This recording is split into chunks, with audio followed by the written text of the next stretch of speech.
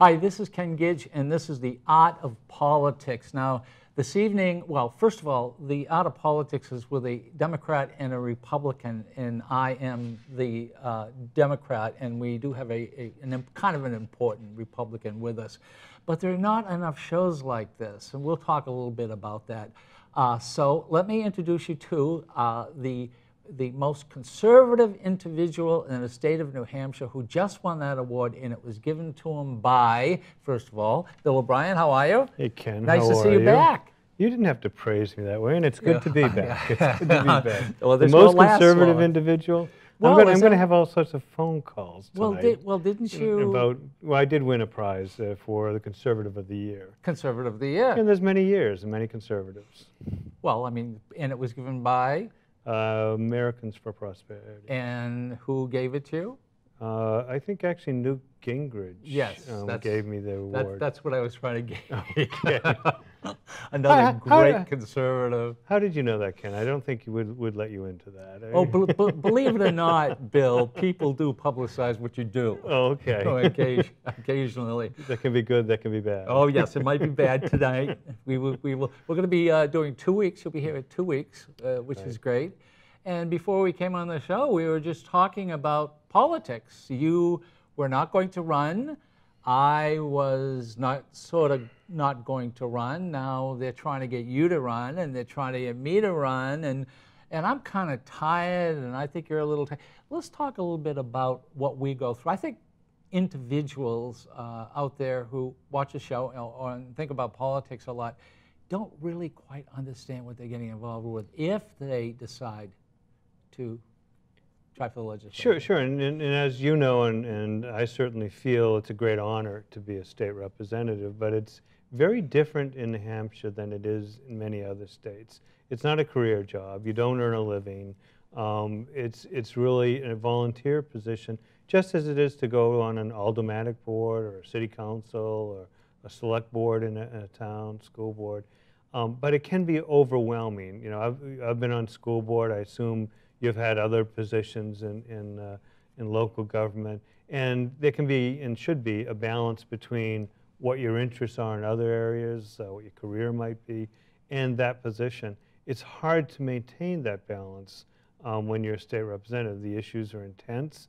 There's a lot that goes on in the legislature. There's a lot more publicity that you have to deal with. And in our size. Yeah, in our size. And there's a tendency, the longer you stay, whether you try, as I did, or just in the natural course of things, you begin to move up in responsibility.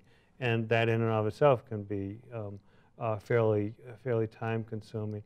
And so you're right, off the air we were talking a little bit about how we can maintain this volunteer legislature and not just basically burn out people or have to rely on people who are independently wealthy or have positions that will allow a great deal of flexibility in terms of jobs by that. I mean that by positions that allow a lot of flexibility as to when they can come up, or they're really young or retired. How can you get working class people there? And we all struggle with that. And yes, but also let us remember that we're either the fourth or the third largest governing body in the English-speaking world. I don't really think people quite get that. In other words, it's either the U.S. and Britain or Britain and the U.S. and then the great state of New Hampshire with 400 state representatives volunteer we get paid, what, a stipend of $100 a year? Sure, sure. In gas mileage. So we get quite a different group of individuals. And it is amazing the talent we get. And I know I've mentioned this on prior shows, and I've certainly mentioned to people when I talk about this, is as speaker, you do committee assignments, and so that was my obligation a couple of terms ago. And one of the things I asked folks is, could you send your resumes to me so I know who I'm dealing with, because a lot of good friends were elected, Yeah. but I don't know all the people. And it is amazing the talent of people and the experience of people. New Hampshire does a very good job of attracting people in, but it runs through them, burns out people fairly quickly. And there's good and bad about that. The good is that we have some natural turnover. The bad is that we get people up and running and understanding the issues and understanding the process, and they sort of get to the point that you or I are at now, which is, should I stay up there? And Ken, you and I disagree on a lot of issues, but I know you to be a very careful representative. I know you to be a very conscientious representative. I don't want you to run again because you'll vote the wrong way. Yeah, I know. But I could understand that people would look at that, your approach, and say, that's a good person to be a state representative. And yet it certainly is something that, from a personal point of view, you and I might say, I do have a life. Yeah, and it's so complicated sometimes. The first term, when I first got up there, I was told, look, the first term, sit down, listen, believe me, it takes one term. In other words, you got to run once to get educated to run again, to finally start doing something, unless you have connections within, the party, and you've already got issues that you want to do. And it's true. I was there, and I sat there for 2 years, and I couldn't believe the amount that you learn. I mean, it's just the quorum of the chamber, the rules are quite complicated sometimes, and we've, as you know, we might talk about how complicated some of the things have got this year. Right. Everybody's trying to figure out what the rules are. Well, it was whatever the speaker said it was. I figured that out pretty. Yes. Her and her majority vote, it became whatever she wanted. And to be. she learned that from you because the previous time. Yes, you know that very well. I know that. Oh, no. I never came up with this concept of dilatory motion, dilatory argument, which is basically, I don't want to hear what you're talking about. I don't want to vote on what you're bringing forward. I think and you I got the rid vote. of a, I got the votes to stop you from talking. Well, really unusual. I think we went through a lot of that when you guys had the supermajority of 297 to 103, and I was one of the 103. That was a hard 2 years. You're having a hard time. I had talked to you about becoming part of 298. And there would have been 102 on the other side. Yes. You never seemed to be amenable to that, Ken. No. But if I ran again, I think I'd get in, and then I would become. I think I'd become an independent. Yeah, that would be my career. That would be. And I've thought about this quite a bit, and the New Hampshire House is one environment where it's really hard to run as an independent. You look at the state of Maine, and you find people who do run as independents there. Angus King did. As governor now, as in the Senate, there's been other examples. In the Hampshire House, the way I figure it, and I think this is kind of roughly true, the voters, when they go into the ballot, to cast a ballot on election day, I figure about, no matter how hard you campaign, you're in the middle of the ballot, probably a third know who you are. That third might be voting against you, they might be voting for you, but a third, another third, or two-thirds probably don't know much about you. Maybe they've heard your name, but they don't know much. What they'll do is just vote party, really. And so if you have a vote that's coming in saying, I'm a Democratic voter, or I'm a Republican voter, a lot of the state representatives earn the bulk of their support from that, which, some people said that's really bad. I don't. I think, your party represents a philosophy. My party represents certain philosophy. That's the way it's it's the way it's always been. Yeah, and so that's just the way it's been. That's why you guys lost the majority here in the state of New Hampshire, because everybody went in and just voted Yeah, almost a straight ticket. that's why we see wave elections. You know, there's a Yes. prediction of a wave election this time. Coming this time. And yeah. often it's more anti-incumbent than it is at any given point anti-Democrat and Republican. Democrats are in Isn't power. that the truth? They get swept out. But the point I was making is because you have so much of the vote that is directed towards what party does this candidate I don't know a lot about belong to, it's hard to be an independent, not be part of any party and earn that party vote. Well, then that's why it's hard to go forward, I think, as an independent. But we have so many representatives, and we're relatively a small state of what, about 1.3 million. 1.3, probably a little bit more. But each voter has a representative. I think is it every 3,200 or 300 people just about have that, a representative. Yeah. And if that was in California, there'd be 11,000 representatives. So if we had the same ratio of constituents to representatives nationally, someone once told me we'd have 26,000 members of Congress. Yeah, okay. Yes. That would not be favorable. No. On the other hand, what we have here in New Hampshire is favorable, I believe, because we have representatives who are very close to the constituents. You know, you have to be. Yeah, I mean, it's not, as all your viewers know, it's not unusual to personally know a state representative. Certainly isn't unusual to go shopping and see somebody who represents your hometown or your ward, and you know, it happens to you, it happens to me, to go up to the person and say, you know, I heard you vote on this, so what do you think about this, or I have that problem. We don't have that opportunity with certainly members of Congress.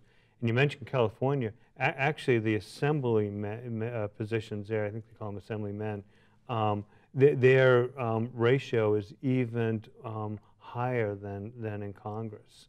Their districts are bigger than congressional districts. Oh, really? There's more. Another way of saying this is there's more members of Congress coming from California than there are members of their upper body of their legislature. And that's just way too remote, it really is. Well, for those who are just tuning in, what we're talking about, probably a great deal of this half hour will be about politics in general. We'll probably hit each other a few times, but I think people really have to understand here in the state of New Hampshire, you really don't need term limits up here. I really don't think you need term limits. I think, as we were talking about, this really wears you down. It does. It's a strange setting. Let me disagree. I've said at times you don't need term limits, and I do believe that. But there is something that does take place that I think we ought to talk about, which is there are some members who will be up there for a long, long time. I mean, if you look at, for example, the current member of the Republican leadership, the current minority leader, I think he's 16, 17 terms he's been up there. And then in our committee, we have Hunt, who's been there 12 terms, I think. I mean, I'm not sure exactly 12, but I know a lot of terms. And you have to ask yourself, is that good or is it bad? I tend to think that mixture isn't bad because you don't have what you have in Congress, where you have people who have literally been there 40 and 50 years, who by dint of how Congress is run, become the leadership. Seniority is very big in Congress. Yes. In our body, not so much. You know, I became speaker at the beginning of my third term, and you could in Congress that just wouldn't. It would be impossible. Yeah, it'd be absolutely impossible. So you know, I think there are people who do spend a long time there. I don't know how they do it and maintain a balance in life, but they do, and they, you know, and some are very good. You know, Representative Neil Kirk from Ware, for example, is very articulate, caring, and careful, and very, very attuned to privacy issues. We'd miss him. He's never found a half a penny that he would like to cut in half, that he wouldn't want to cut in half. I mean, this guy is just cut. It doesn't make any difference. He's probably semi-responsible for cutting a lot of mental health. Well, I know that because we talked about the social workers, and we're in Hillsborough County, and he is, you are, you know, we are. But the interesting what's about politics up here is, as you said, everybody kind of knows the state representatives. knows somebody who's been a representative, who's running for a representative, Right. and everyone knows a dead representative. I mean, up here in New Hampshire, there's so many of us. Right, We're such a right, small state. Right, right. You know, I saw some percentage, and I wish I could remember because it was really startlingly large of the New Hampshire adult population that have either held a state, a local, or a county job. Yeah, And you know, yeah. it's like, I don't know, I hesitate to say because I'm going to be wrong, but it was on the order of like 4 or 5 or 6% of everyone's held some sort of a political job. That's great. That is That's really, unbelievable. yeah, it is. And but you know, when you think about it, all the positions and that are available and how people will go up and volunteer for a while and then move on, it's not surprising, and it is a good thing. Well, So are you going to run or not? well, you caught me because I was going to ask you the same question. Are you running again? So the way Because, this you the way know, this works, Ken, Yes. is that questions get answered in a sequential order. All right, okay. And before I take a bye on my answer, I want to see how you're going to take a bye on I your would answer. say at this point the answer is yes. On Okay. your point, what would you say? I'm taking that bye. And besides that, why would you, why would you tell us here at this radio station when you can go to Manchester and get on the big station and let everybody know? I mean, you don't. Wait a minute. You are running Wait again. a minute. This isn't the big station. Oh yes, yes. They told me to go find Ken Gidge, get on his program. Oh yeah, it's a big station, all right. Yeah, so we got okay, lights. So I would and tell you. cameras. So that equation doesn't work. I would tell you if I had made up my mind. I've had people approach me and talk about running. There's a concern, I think, that we have, from our perspective, a dynamic conservative leader come forward, and some people said, "You think that ought to be you?" Enjoying what I'm doing now. We're also talking off air some of the things that are going on in my business life, and I'm enjoying it quite a bit. On the other hand, I care deeply about New Hampshire, and I care deeply about our approach having a fair hearing and a fair opportunity in one of these wave elections to play out. I would say, honestly, I would have to say, would never call you a liar, but I would say at this particular point, I believe that you're right at that crossroads and you're not quite sure. But everybody, they're calling me, you're going to run again, make sure you run again, we need you. But if you don't run, do you know anyone else is going to run for you? Right. Well, the final obligation, at least we talk about that on the Republican side of things, your last obligation as a state representative is to find your successor. Probably this is how you became interested in, because someone who was a state representative, one of these very well-known, ubiquitous individuals all over the place, came to you and said, you want to think about it, Ken? No, and so it happened with me. I was on a school board. That was Ms. Clemens, Okay. who has been in politics was up there for 20-something years. Yeah, Jane Clemens. Jane, yeah. And, she called me up. I've known her.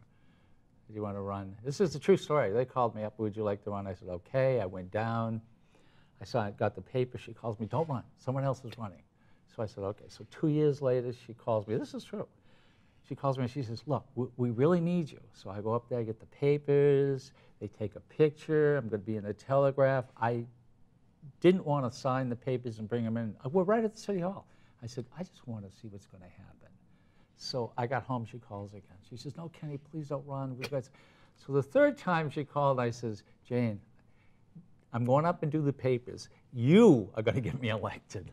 I don't want to do it anymore. I mean, I've put myself up there, 3 times. And that's how it basically happens, sometimes, occasionally. Yeah, and in my case, less formal. We're less centrally controlled, I think, than your party is. We're much more a bunch of renegades. But I had I'm glad you admitted that. Well, we are. We're people driven by, I think, less tribal and affinity allegiance and more by ideas.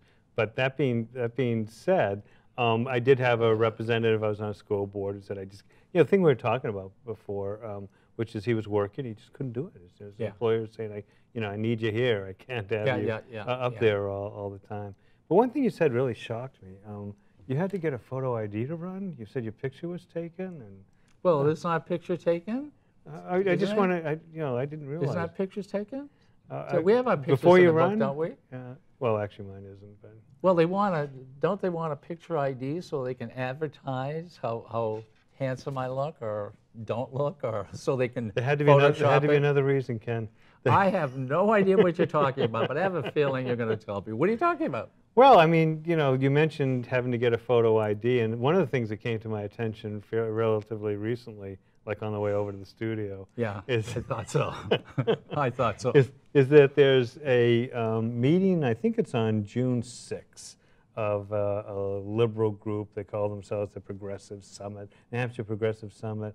I don't know if you've gone to it or not. You know, some of the George Soros backed Granite No, State, I haven't. Granite State Progress No, I haven't. No, I haven't. funds I this haven't. and all. No. And you have to have, you know, send in a photo so they can make a photo ID of you to go there. And all these liberals have been saying Do it's you know racist to. why they want a photo ID? I'm shocked to speculate, but if I use their Because- reasoning, it must be racism. No, it's not racism at all. I don't It's think so just that either. what is It's taking, just to identify Yeah, I know. people. Yeah, that's right, identify, because what has had taken place in the past on both sides, that a Republican would come to a Democrat thing and, you know, get information, and a Democrat would go to a Republican and get information. In fact, I went to a meeting for the Democrats right here in the city of Nashville, and this was at the library, and I had to sign and get in, and I thought, you don't know me? You know, I mean, so I understand why that is taking place, but you seem to be making this is a conspiracy of some sort? No, inconsistency, not conspiracy. Oh, okay, The inconsistency of the liberal rhetoric that somehow knowing who is voting and taking reasonable steps that have been approved by the U.S. Supreme Court were recommended by Jimmy Carter and James Baker in a 2002 Presidential Commission report requiring a photo ID. That was their recommendation after the debacle in We're talking Florida. about about politics. We're not talking about photo IDs for everyone in this state. You're talking politics, aren't you? I'm talking about having to identify yourself so we can make sure that you're not a resident, for example, of Martha Clark's dormitory, come from out of state, but you're actually a New Hampshire Hampshire resident before you vote. You know, up in Mitt Romney's summer house. We went through that already. Well, I got to tell you, I've been looking for Joe Biden's niece to just say, "Do you still live here?" No one can find her. She voted here.